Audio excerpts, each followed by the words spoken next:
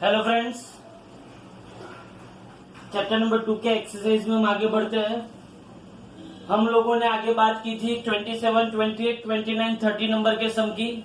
आज हम बात करते हैं चैप्टर नंबर 2 के एक्सरसाइज के 11 नंबर के सम की। ये सब एकदम मामूली सम, मामूली मतलब एकदम इजी सम है। फटाफट। The length, breadth and thickness of the rectangular sheet. अब आपको क्या दिया हुआ है? रेक्टेंगुलर शीट दिया हुआ है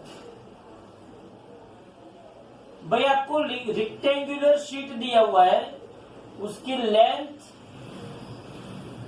उसकी ब्रेथ और उसकी थिकनेस, तीन चीज आपको दी हुई है। Length, breadth and thickness of the rectangular sheet of metal are 4.234 metre, 4.234 metre. Breadth कितनी है? 1.005 मीटर। और यहाँ पे थिकनेस कितनी है? 2.01 सेंटीमीटर। पहली तो आपकी नजर जब जानी चाहिए तब आपको ऐसा पता होना चाहिए कि मुझे रेक्टेंगुलर शीट दी है, मुझे उसके 3 डायमेंशंस दिए हुए, एक लेंथ दिया हुआ है, एक ब्रेथ दिया हुआ है और एक थिकनेस दिया हुआ है। आपको ऐसा समझना पड़ेगा, कभी भी कोई न्यूमेरिकल अगर आप गिनते हो तो उस न्यूमेरिकल में जितनी भी फिजिकल क्वांटिटीज दी गई है वो सभी फिजिकल क्वांटिटीज कोई एक यूनिट सिस्टम में होनी चाहिए। कोई एक यूनिट सिस्टम मतलब क्या हुआ? या तो वो एमकेएस में होनी चाहिए, या तो वो सीजीएस में होनी चाहिए, या तो वो एफपीएस में होनी चाहिए, या तो एमकेएस में होनी है, या तो ऐसे ही नहीं होनी चाहिए। इन शॉर्ट, एमकेएस में एक अगर है तो सभी को एमकेएस में कन्वर्ट कर दो, या तो अगर आपको सब सीजीएस में चाहिए तो सबको सीजीएस में कन्वर्ट कर दो। तो यहाँ पे क्या हुआ? ये लेंथ जो है वो मीटर में, ब्रेथ मीटर में और थिकनेस किस में है? सेंटीमीटर में। तो जो थिकनेस सेंटीमीटर में है उस थिकनेस को आप किस में कन्वर्ट कर सकते हो? मीटर में कन्वर्ट कर सकते हो। कैसे कन्वर्ट कर सकते हो? तो 2.01 डिवाइडेड बाय 100 करोगे तो वो मीटर में कन्वर्ट हो जाएगा। 2.01 डिवाइडेड बाय 100 करोगे तो वो किस में कन्वर्ट हो जाएगा? मीटर में कन्वर्ट हो जाएगा। होगा कि नहीं होगा? होगा कि नहीं होगा? पता है ना, 1 centimetre is equal to 10⁻² metre. 10⁻² को नीचे ले जाओ तो 10⁻² होता है। तो ये किस में कन्वर्ट हो गया? मीटर में कन्वर्ट हो गया। ओके, तो ये आपको पता है, ये आपको पता है। अब क्या हुआ? अब उसने मुझे पूछा है give the area and volume of the sheet to correct significant figures. Area and volume of the sheet to correct significant figures. Correct significant figures. देखो यहाँ पे क्या होता है। पहली बात तो आपको एरिया ऑफ शीट,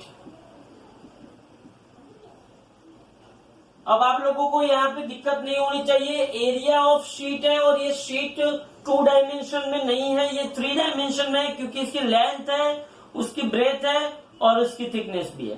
तो आपको यहाँ पे समझना चाहिए कि ये जो शीट है उसका एरिया क्या होगा। तो एरिया ऑफ शीट आपको पता होना चाहिए 2 into length into breadth into time, अरे thickness plus thickness into length. आप यहाँ पे थिकनेस की जगह पे हाइट भी लिख सकते हो, कोई बवाल नहीं है। तो LBH हो जाएगा। क्या हो जाएगा? LBH हो जाएगा। बस इसके अंदर सब वैल्यू रख दो। ये आपको पता होना चाहिए 2.01 डिवाइडेड बाय 100 कितना होगा? किसी को मालूम है? 2.01 डिवाइडेड बाय 100 कितना होगा? इसको बहुत अच्छी तरीके से, बहुत बेसिक से मैं बताऊं तो 201 डिवाइडेड बाय 100 इंटू 100। तो 1 2 3 4 पॉइंट कट कर दो तो 0.0201 मीटर, 0.0201 मीटर। तो A is equal to 2 into L कितना है? 4.234 इंटू B कितना है? 1.005 प्लस 1.005 इंटू ये कितना है? 0.0201 प्लस 0.0201 इंटू 4.234। ये सब आप करोगे तो आपको एरिया किस में मिलेगा? मीटर स्क्वायर में मिलेगा। किस में मिलेगा आपको एरिया? मीटर स्क्वायर में। अब यहाँ पे मेरी बात सुन, यहाँ पे आपको जो एरिया का आंसर मिलता है, जो भी आंसर आपको मिलता है, उस आंसर को कितने सिग्निफिकेंट डिजिट तक आप लिख सकते हो, क्योंकि आंसर बहुत बड़ा मिलेगा। ये आंसर बहुत बड़ा मिलेगा। आप लोग इसको एक बार ये दोनों का मल्टीप्लीकेशन, ये दोनों का मल्टीप्लीकेशन, ये दोनों का मल्टीप्लीकेशन, फिर तीन का समेशन और फिर मल्टीप्लाई बाय 2 करोगे तो आपको आंसर बहुत बड़ा मिलेगा, मतलब कि 0.0855 समथिंग समथिंग समथिंग समथिंग। लेकिन आपको यहाँ पे आंसर कितना लिखना है, तो देखो मैं यहाँ पे आंसर कितना लिखूंगा, तो मैं यहाँ पे आंसर लिखूंगा उतना ही जितने मेरे सिग्निफिकेंट डिजिट है। तो यहाँ पे सिग्निफिकेंट डिजिट कितने हैं, 1 2 3 4, यहाँ पे कितने हैं 1 2 3 4, यहाँ पे कितने हैं 1 2 3। ओके, तो मैं 3 सिग्निफिकेंट डिजिट तक, कितने सिग्निफिकेंट डिजिट तक, 3 सिग्निफिकेंट। सी मैंने क्या बोला था आप लोगों को याद हो, तो आपको आंसर में वही चीज लिखनी चाहिए, आपको आंसर में वही चीज लिखनी चाहिए, उतने ही सिग्निफिकेंट डिजिट तक लिखना चाहिए जो मैंने नंबर यूज किए हैं उसमें जिसका कम से कम सिग्निफिकेंट डिजिट हो। तो लेंथ के अंदर इसके कितने हैं 1 2 3 4, इसके 4 सिग्निफिकेंट डिजिट है। ब्रेथ के अंदर 1 2 3 4, इसके भी 4 सिग्निफिकेंट है। थिकनेस में 1 2 3 सिग्निफिकेंट डिजिट है। तो आंसर जो आएगा, आंसर आपका कुछ भी है लेकिन आंसर में आपको लिखना है 0.0855। तो इसमें सिग्निफिकेंट डिजिट कितने हुए, 3 हुए। तो ये क्या हो गया, एरिया हो गया। ऐसे ही आपको क्या करना है, वॉल्यूम ढूंढना है। क्या ढूंढना है इसका, वॉल्यूम। तो वॉल्यूम का क्या होता है, एल क्यूब होता है। क्या होता है वॉल्यूम का, सॉरी एल क्यूब होता है, लेकिन यहाँ पे तो LBT है, तो यहाँ पे वॉल्यूम का क्या होगा, LBT होगा।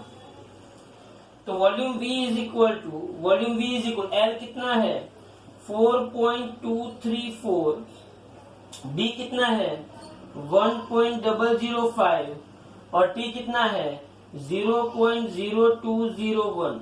ये अगर आप वॉल्यूम ढूंढोगे, क्या ढूंढोगे अगर आप वॉल्यूम, तो वॉल्यूम का आपको आंसर मिलेगा, वॉल्यूम का एरिया का आंसर आपको, एक मिनट रुको, एरिया का आंसर आपको कितना मिल रहा है 8.72 मिल रहा है। एरिया का आंसर आपको मिल रहा है 8.72 मीटर स्क्वायर और वॉल्यूम का आंसर आपको मिलेगा 0.855 मीटर क्यूब मिलेगा।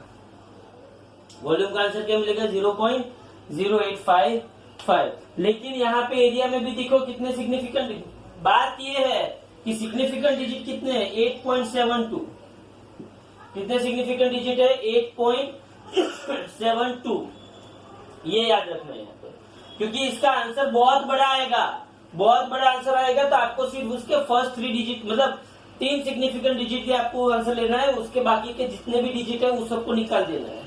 तो ये आपका हो गया 11 नंबर का क्वेश्चन। भाई ये कैलकुलेटर से करना पड़ेगा, ध्यान से देखना। 11 नंबर का क्वेश्चन हो गया। 12 नंबर का क्वेश्चन देखो, ऐसा मत समझना कि हम लोग रजनीकांत है और हम लोग आराम से अपने आप ऐसे ये सब कुछ कर देंगे, पागल हो जाओगे। The mass of a box measured by a grocers balance is 2.300 kg। चलो भाई एक बॉक्स है, ये एक बॉक्स है, इस बॉक्स के अंदर, इस बॉक्स का मास कितना है, इस बॉक्स का मास 2.300 kg। पहली बात तो ये है कि अगर आपको यहाँ पे ऐसा लिखा है कि 2.300 kg, 2.300 kg लिखा है, उसका मतलब क्या हुआ कि ये जो मैंने इस बॉक्स का मास मेजर किया है वो जो इंस्ट्रूमेंट से मेजर किया है, किससे मेजर किया है, जो इंस्ट्रूमेंट से मेजर किया है।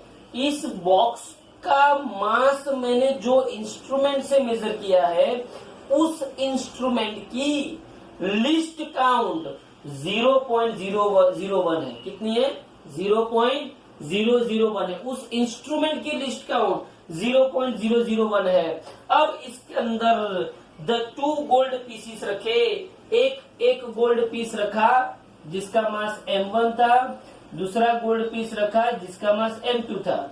अब मास ऑफ गोल्ड पीसेस,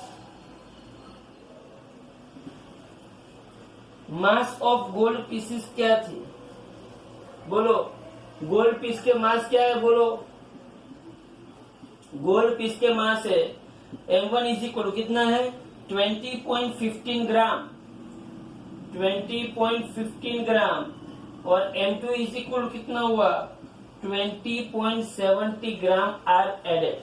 मतलब इस बॉक्स के अंदर इस बॉक्स के अंदर मैंने 2 गोल्ड पीसीस रखे, जिसमें से एक का मास किया गया था 20.50 ग्राम और दूसरे का मास क्या था 20.17 ग्राम। एक का मास क्या था 20.50 ग्राम और दूसरे का मास क्या था 20.17 ग्राम। ये 2 गोल्ड पीसेस अंदर रखे, तो उस बबुए ने क्वेश्चन क्या पूछा है, what is the total mass of the box. कुछ नहीं, सिंपल सा क्वेश्चन उसने पूछा है टोटल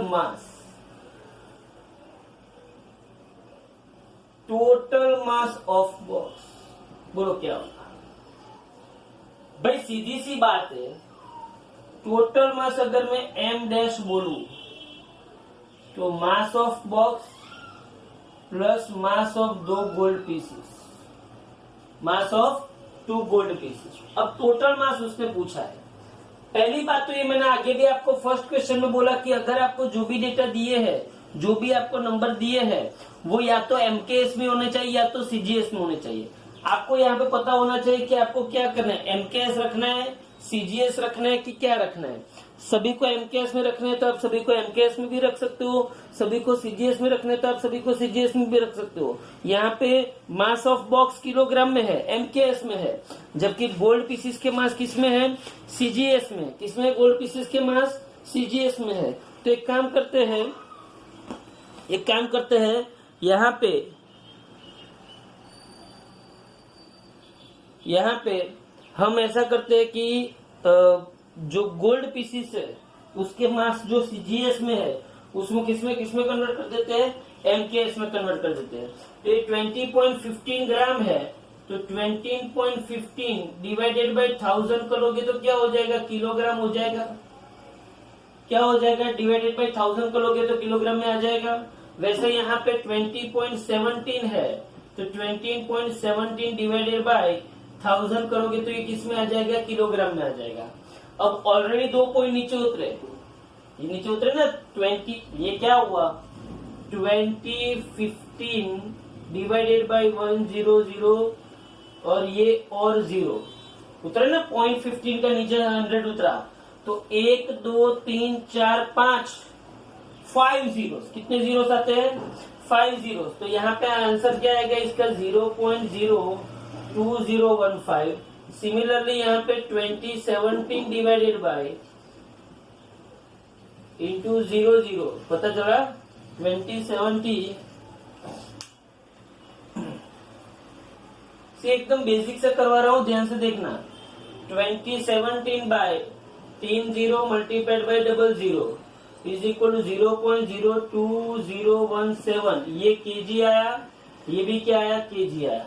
ओके, तो mass of box, total mass of box क्या होगा रे, तो टोटल मास ऑफ बॉक्स क्या होगा, ये कितना था 2.300 केजी प्लस m1 कितना है, तो 0.02015।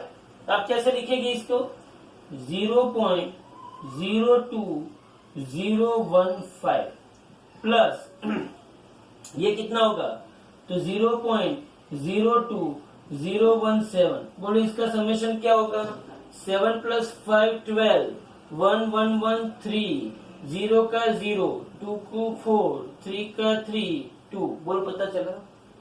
अब मुझे आंसर क्या यही रखना है, यही केजी में मुझे आंसर रखना है, नहीं।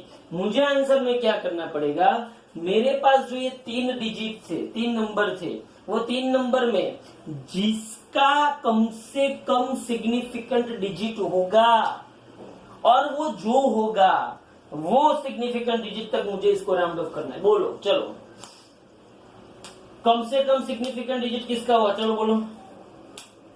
कम से कम सिग्निफिकेंट डिजिट कितने हुए, क्या पॉइंट के पीछे के 0 कोई मायने रखते हैं,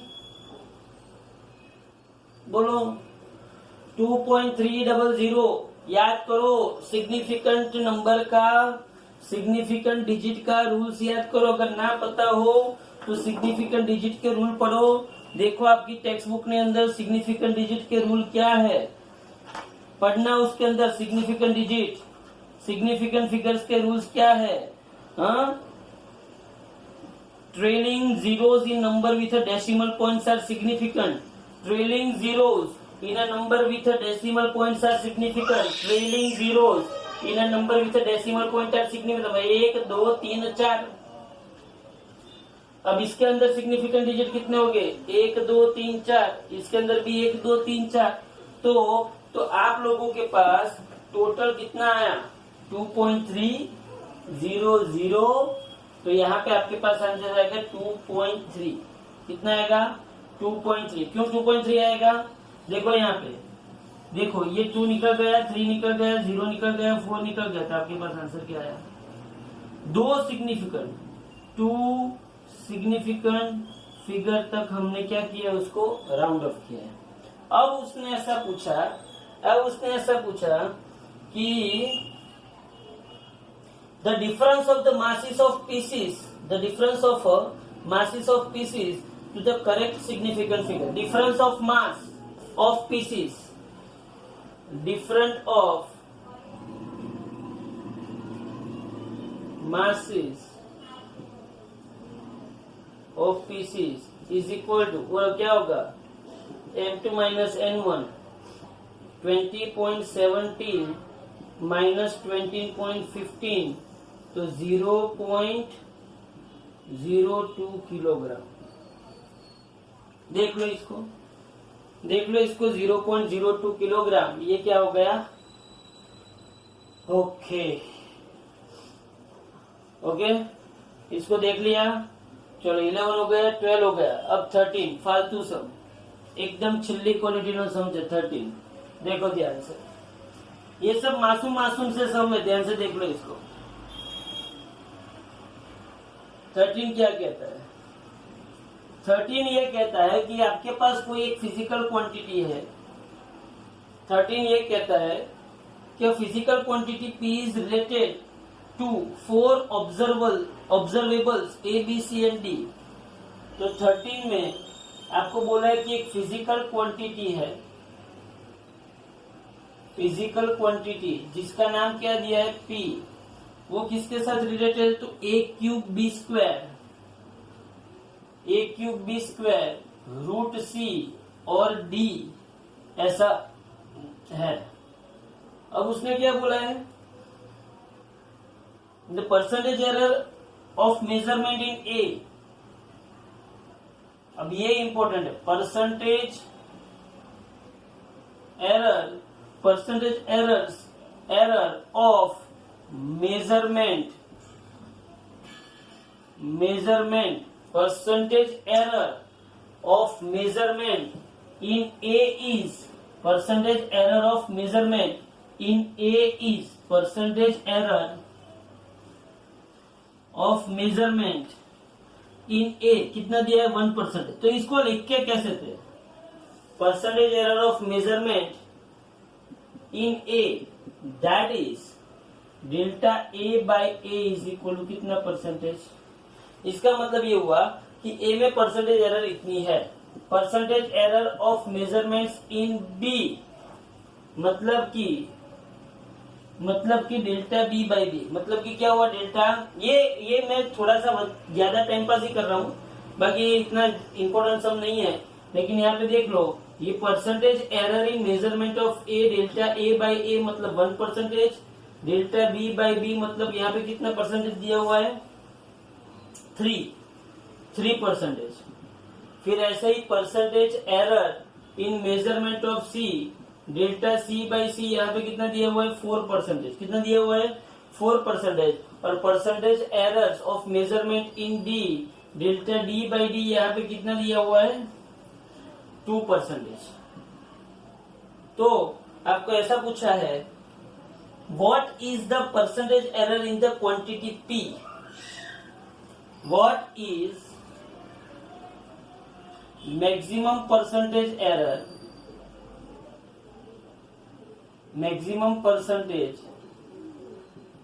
error in quantity P?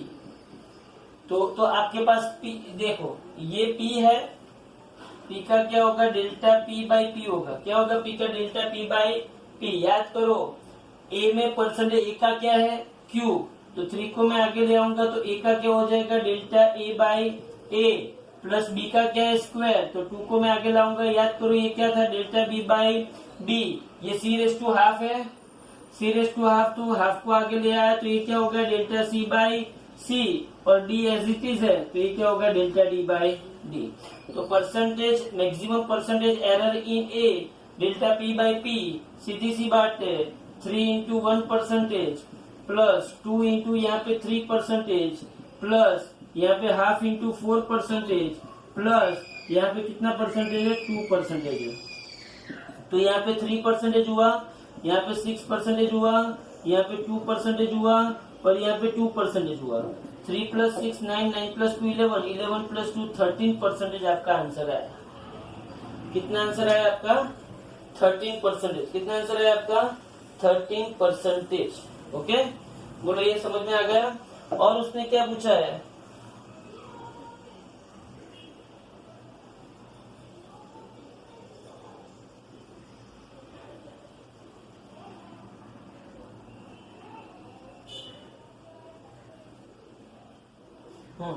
P का उसने बताया वैल्यू 3.763 मिली। कितनी मिली 3.763। ध्यान से देखना पी की वैल्यू उसको कितनी मिली है 3.763। तो उसको आप कितने डिजिट तक राउंड ऑफ करोगे, कितने डिजिट तक, तो 3.763 उसको मिला। सी ध्यान से समझना 3 उसको पी की value the value of P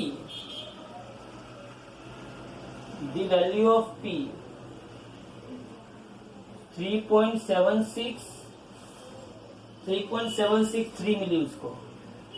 अब उसको आप कितने सिग्निफिकेंट डिजिट तक राउंड ऑफ करोगे, ये उसने पूछा है। आप उसको कितने सिग्निफिकेंट डिजिट तक राउंड ऑफ करोगे, बोलो क्या करोगे। तो ध्यान से समझो, ये 13% उसके अंदर एरर है। कितनी आई 13%। 13% मतलब 13 डिवाइडेड बाय 100। 13% मतलब कितना हुआ 13 डिवाइडेड बाय 100। इसका मतलब क्या हुआ 0.13 हुआ। इसका मतलब ये कि 2 सिग्निफिकेंट डिजिट तक ये पी के अंदर एरर कितने सिग्निफिकेंट डिजिट तक आती है 2 सिग्निफिकेंट डिजिट तक। तो यहाँ पे we have to round of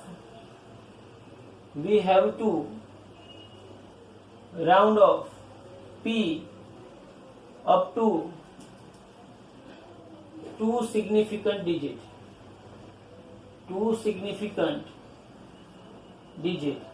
So P is equal, बोलो 3.763 है, 3 तो चला गया, so P is equal to 3.76। 6 जो है वो 5 से बड़ा है, 6 5 से बड़ा है तो आगे वाले में क्या होगा +1 होगा, तो P is equal to क्या होगा 3.8।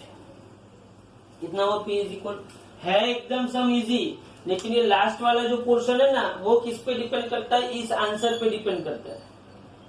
समझ में आ रहा है। तो ये हो गया आपका एक्सरसाइज का 13। अब एक्सरसाइज का 14 देखो, इसको देख लो एक बार, इसको देख लो एक बार। एक्सरसाइज का 13 हो गया, एक्सरसाइज का 13 हो गया, ध्यान से देखो। अब एक्सरसाइज का 14 देखो। 14 क्या है ध्यान से देखो। 14 में अलग अलग आपको इक्वेशंस दिए हुए हैं और वो इक्वेशन जो है वो डायमेंशनली वैलिड है कि नहीं है, डायमेंशनली करेक्ट है कि नहीं है, ये आपको प्रूफ करना है। आपको जो इक्वेशंस दिए हैं वो डायमेंशनली वैलिड, डायमेंशनली करेक्ट है कि नहीं है, वो आपको प्रूफ करना है। आप कैसे करोगे देखो यहाँ पे। तो पहला इक्वेशन उसने दिया हुआ है y is equal to a sine 14। देखो checking the validity of equation,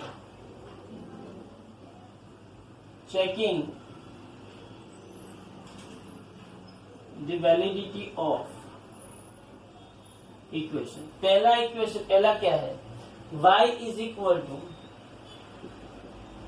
a sine 2 pi t by t।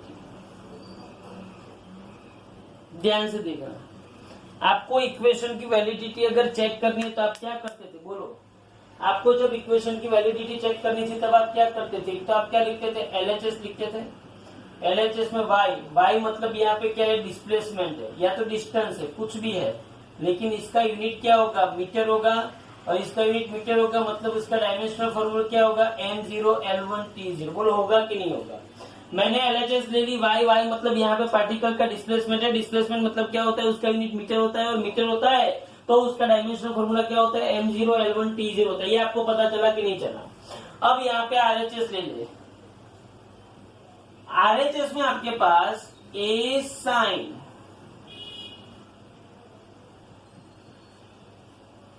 अब ध्यान से सोच, ये a मतलब क्या है, एम्पलीट्यूड। एम्पलीट्यूड मतलब क्या है, मैक्सिमम डिस्प्लेसमेंट। ये क्या है एम्पलीट्यूड मतलब, एम्पलीट्यूड मतलब क्या है, maximum displacement of the particle. वो भी किस में मेजर होगा, मीटर में, और उसका भी डायमेंशनल फॉर्मूला क्या होगा, m0L1T0। एम्पलीट्यूड, ए मतलब एम्पलीट्यूड है, पार्टिकल जब ऑसिलेटरी मोशन करता है तो उसका कोई एक साइड का मैक्सिमम डिस्प्लेसमेंट जो होता है उसको एम्पलीट्यूड बोलते हैं। जब पार्टिकल ऑसिलेटरी मोशन करता है, वाइब्रेशनल मोशन करता है, पेंडुलम जो है ना, पेंडुलम जो, तो उसमें पार्टिकल का मिड पॉइंट से कोई एक साइड का, कहाँ का, कोई एक साइड का जो मैक्सिमम डिस्प्लेसमेंट होता है, क्या होता है, कोई maximum displacement, that is known as amplitude. तो वो डिस्प्लेसमेंट ही हुआ। डिस्प्लेसमेंट किस में मेजर होगा, मीटर में मेजर होगा, तो इसका यूनिट भी क्या है, m0L1T0। लेकिन ये जो साइन फंक्शन है, रियलिटी में देखने जाओ तो मैंने आपको बताया था कि साइन पूरा का पूरा क्या होना चाहिए, डायमेंशनल लेस होना चाहिए। क्या होना चाहिए, साइन पूरा का, साइन कोसाइन के बारे में मैंने, साइन कोसाइन कोई भी ट्रिग्नोमेट्रिक फंक्शन है उसकी आर्गुमेंट डायमेंशन लेस होनी चाहिए। तो उसको हम ऑब्जर्व करते हैं, ये साइन है, 2π तो रेडियन में होगा, ये t सेकंड में है, और ये t भी क्या है, सेकंड में, सेकंड कट हो गया, तो साइन रेडियन भी मतलब क्या हुआ, डायमेंशन लेस हुआ।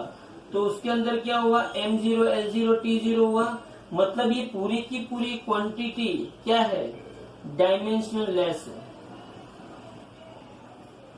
क्या है, पूरी की पूरी क्वांटिटी डायमेंशन लेस। इसका मतलब ये हुआ कि भाई, LHS तो m1L0T0 ही, m0L1T0 ही, और RHS में ये साइन वाली पूरी की पूरी क्वांटिटी डायमेंशन लेस है, तो RHS भी क्या है, m0L1T0 है। So I can say that LHS is equal to क्या है, RHS। So equation is dimensionally correct. बोलो पता चला ये, तो इक्वेशन क्या है, डायमेंशनली करेक्ट है। क्यों, क्योंकि LHS जो है वही RHS है, इसलिए इक्वेशन डायमेंशनली करेक्ट है।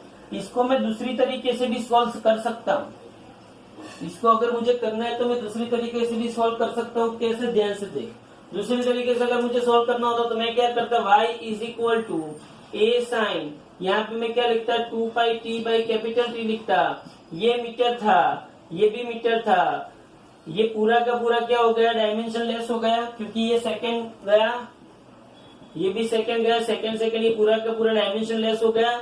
तो metre is equal to metre आया, मीटर इज इक्वल टू क्या आया, मीटर। तो ये क्या हुआ, इक्वेशन वैलिड हुआ, डायमेंशनल।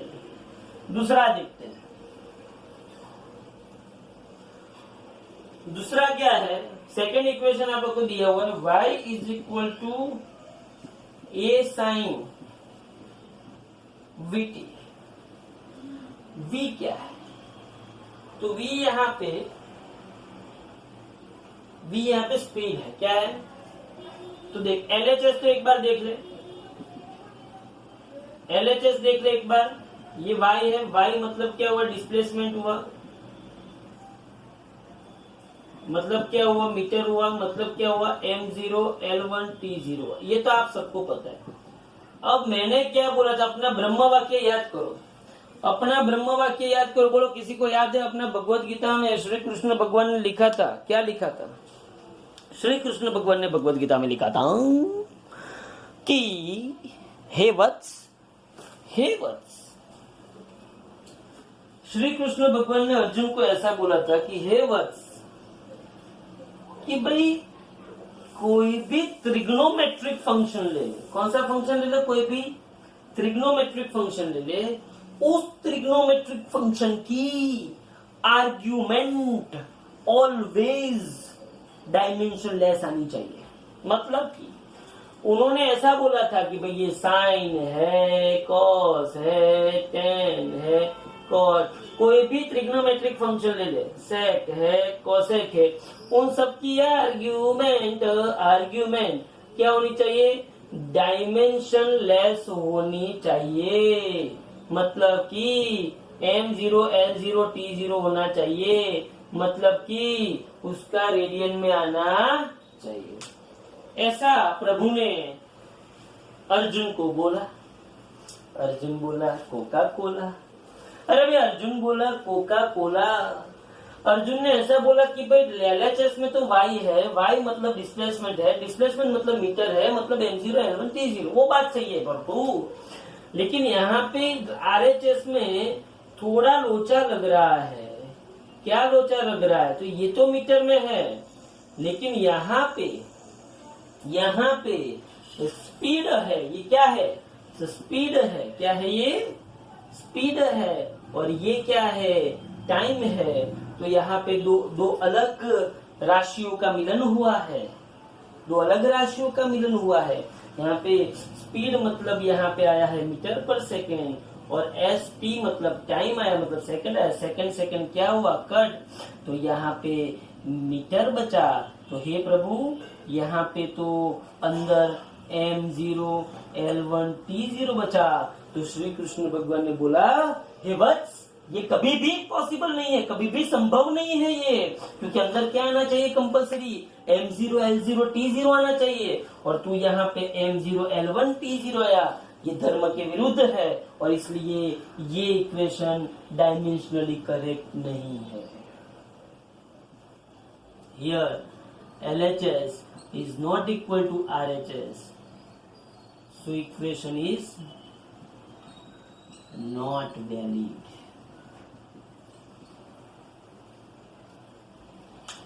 पता चल रहा है, ये कोई बड़ी बात नहीं, कोई बड़ी डील नहीं कर रही है, सिंपल सी बातें चल रही है। हाँ? तीसरा क्वेश्चन आपकी कंप्यूटर की स्क्रीन पे, ये देखो तीसरा question, y is equal to y this very ton ton ton ton, ये पागल जैसे ही है। हाँ, हाँ, हाँ, क्या है देख, ये LHS ले लिया, चल मैंने बरसों से हम जो करते आ रहे हैं, LHS मीटर आ गया, M0 L1 T0 आ गया, ये सबको पता है। लेकिन राइट हैंड साइड अगर तू देखे, यहाँ पे एक और बड़ी बवाल हो गई। ये तो चलो, ये तो वो प्रभु के धर्म के विरुद्ध हो गया, क्योंकि सेकंड है और ये मीटर है, तो ये तो लॉस ही है। तो यहाँ पे भी लॉस है, देख मुझे LHS मीटर है, RHS भी मीटर होना चाहिए। ये तो एम्पलीट्यूड है, मतलब मीटर हुआ, ये क्या हुआ, सेकंड हुआ, ये क्या हुआ, सेकंड हुआ, ये क्या हुआ, मीटर हुआ। घोर कलयुग, एक भी नियम का पालन किया नहीं है। मतलब कि यहाँ पे ना तो ये डायमेंशनलेस है और ना तो ये मीटर है। Here LHS is not equal to RHS, so equation is not valid. घोर कलयुग। समझ में आ रहा है? ये सतयुग का बंदा था, ये द्वापर त्रेता जो आ गया वो, अब ये कलयुग स्टार्ट हो गया। साला कोई करेक्ट ही नहीं आ रहा है। फोर्थ देखते क्या होगा। फोर्थ में क्या, भाई ये एक बार उतार लो। फोर्थ वाला थोड़ा सा लंबा है, लेकिन उसको मैं छोटे में कन्वर्ट कर दूंगा, टेंशन मत लेना। फोर्थ वाला देखो, या तो इसमें लिख देता हूं अगर आपको पता चले तो। चलो फोर्थ वाला देखो।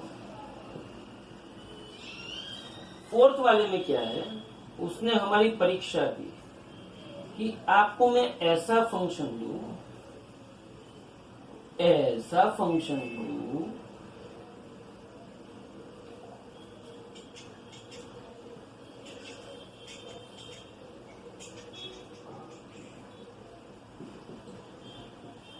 तो क्या ये डायमेंशनली करेक्ट है? अब देख, ये LHS में मीटर आया। अब इस पूरे के पूरे पैराग्राफ को देख, इस पूरे के पूरे उसको देख। साइन का बोल, ये 2 पाई मतलब रेडियन निकल गया, ये सेकंड ये भी निकल गया, 2 पाई मतलब रेडियन निकल गया, ये सेकंड भी निकल गया। तो ये पूरा का पूरा क्या आ गया, डायमेंशनलेस आ गया। अगर ये डायमेंशनलेस आ गया तो एक क्या है, मीटर, और √2 का तो कोई होता नहीं है, तो metre is equal metre. Equation dimensionally correct है। किसी को कुछ पता नहीं चला। फिर से बोल रहा हूं, ध्यान से देखना, फिर से बोल रहा हूं, ध्यान से समझना। देखो, y is equal to a/√2 sine 2 pi t/t plus cos 2 pi t/t। ये इसके जैसा हुआ ना भाई, ये dimensionally correct, sine 2 pi t/t dimensionally correct है कि नहीं है? क्योंकि इसका ये पूरा डायमेंशनलेस हो गया, ये भी पूरा डायमेंशनलेस हो गया, तो मीटर इज इक्वल मीटर आ गए। तो ये कंपल्सरी ये क्या है, डायमेंशनलेस है। क्या है कंपल्सरी? ये डायमेंशनलेस है। ओके, अब यहाँ पे देखो, ये आप लोगों ने 14 क्वेश्चन देख लिया। अब देखो,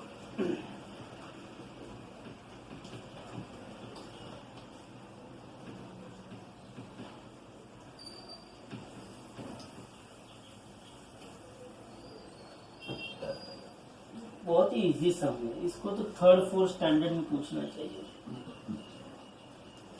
11 साइंस में रख दिया इन सबको।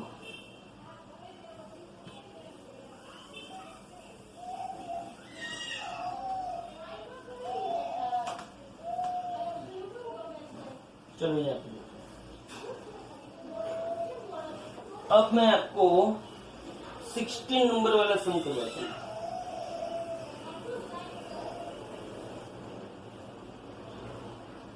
हम्म, 16 वाला क्या है? 16 वाला सम क्या है? The unit of length convenient on the atomic scale is known as an angstrom। ये मैंने आप लोगों को बरसों से बोला हुआ है कि भाई 1 angstrom is equal to 10⁻⁻10 metre, ये आपको पता है।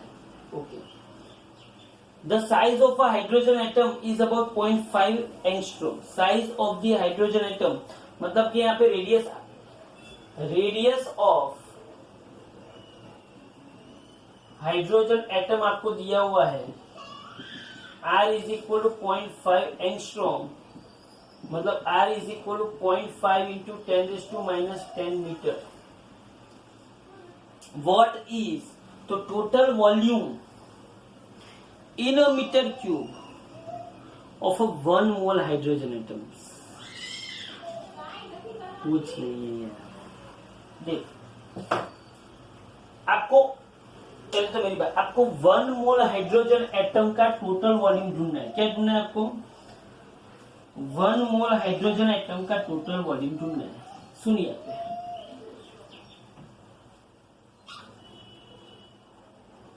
ये आपको दिया क्या है, ये एक हाइड्रोजन एटम है। हाइड्रोजन एटम मतलब ये पॉजिटिव अंदर होगा, ये इलेक्ट्रॉन ऐसे होगा, ये उसका रेडियस आपको इतना दिया है। क्या आप इसका वॉल्यूम ढूंढ सकते हो? हाँ भाई ढूंढ सकता हूं, इसमें क्या बड़ी बात है। तो वॉल्यूम ऑफ 1 हाइड्रोजन एटम, और एक हाइड्रोजन एटम का वॉल्यूम क्या होगा? V is equal to 4/3 πr³ होगा कि नहीं होगा? एक हाइड्रोजन एटम का वॉल्यूम, ध्यान से समझना। अब ये मुझे एक हाइड्रोजन के एटम का वॉल्यूम मिला। अब उसने मुझे ऐसा पूछा है कि 1 मोल हाइड्रोजन का वॉल्यूम क्या होगा? 1 मोल हाइड्रोजन, हाँ, तो 1 मोल का क्या होगा? इन 1 मोल हाइड्रोजन देयर आर, कितने एटम्स होते हैं 1 मोल के अंदर, कितने एटम्स होते हैं, एवोगैड्रो नंबर जितने एटम्स होते हैं, there are 6.023 into 10⁻23 hydrogen atoms. बोलो 1 मोल के अंदर कितने होते हैं, 6.023 इंटू 10⁻23 हाइड्रोजन एटम होते हैं। इसका मतलब ये हुआ, मतलब कि Na जितने होते हैं, ओके। इसका मतलब ये हुआ कि एक हाइड्रोजन एटम जो है, एक हाइड्रोजन एटम जो है उसका वॉल्यूम V है। क्या है, उसका वॉल्यूम V है। एक हाइड्रोजन एटम का वॉल्यूम V है, तो Na हाइड्रोजन एटम का वॉल्यूम कितना हुआ, सो टोटल वॉल्यूम, ये पता चला ना, एक हाइड्रोजन एटम का वॉल्यूम V है, तो Na जितना हाइड्रोजन एटम का वॉल्यूम कितना हुआ, तो total volume of 1 mole hydrogen atoms, 1 mole total volume कितना होगा, V dash is equal to Na into V। V dash is equal क्या होगा, Na into V divided by 1। तो V dash is equal, Na कितना है 6.023 into 10⁻23, V कितना है 4/3, पाई कितना है 3.14, और R का क्यूब मतलब 0.5 इंटू 10⁻10 का क्यूब, बराबर। तो यहाँ पे क्या होगा, V डैश, इसी समझ में आ रहा है, ये एक हाइड्रोजन एटम का वॉल्यूम था, एक हाइड्रोजन एटम। ऐसे मैंने Na number of hydrogen atom लिए, मतलब 1 मोल हाइड्रोजन एटम लिए, तो उसका वॉल्यूम कितना होगा, तो यहाँ पे क्या आएगा 6.023, या तो एक काम करो 3 2 6 0 0, ऐसा करना हो तो ये नहीं रहेगा, ऐसा ही करो 6.023 इंटू 4 इंटू 3.14 इंटू 0.5 का क्यूब डिवाइडेड बाई 3 इंटू ये 10⁻10 का क्यूब 10⁻30, ये 10⁻30 इंटू 10⁻23। तो V डैश इज इक्वल, इन सब का कैलकुलेशन करके मल्टीप्लाइड बाई 10⁻7 मीटर क्यूब, कितना आएगा 10⁻7 मीटर क्यूब। बोलो पता चला, हाँ। तो ये 16 नंबर का सम था। 16 नंबर के सम में आपको क्या मिला, बोला था वॉल्यूम ऑफ दी, क्या ढूंढना है आपको, हाइड्रोजन एटम ढूंढना है, volume of the 1 mole hydrogen atom, volume of the 1 mole hydrogen atom. बोलो पता चला, ये इसको गिन लो अच्छी तरीके से। तो यहाँ पे 11, 12, 13, 14 एंड 16 5 सम हमने किए हैं। नेक्स्ट सेशन के अंदर हम और 5 सम कर देंगे, 17, 18, 19, 20, 20 ऐसे कर देंगे, क्योंकि 27 से पीछे वाले तो हमारे हो गए हैं। ओके, तो थोड़ा बहुत जल्दी 1-2 दिन में मैं खत्म कर दूंगा ये चैप्टर एक्सरसाइज पे, लेकिन ये एक्सरसाइज के सभी न्यूमेरिकल्स आपकी नोटबुक में अच्छी तरह से कैलकुलेट हुए होने चाहिए। अगर आंसर नहीं आता है तो मुझे बोलो, मैं आपको उसके सॉल्यूशन दूंगा, लेकिन ये आपको खुद से थोड़े बहुत करने हैं। Okay, thank you very much.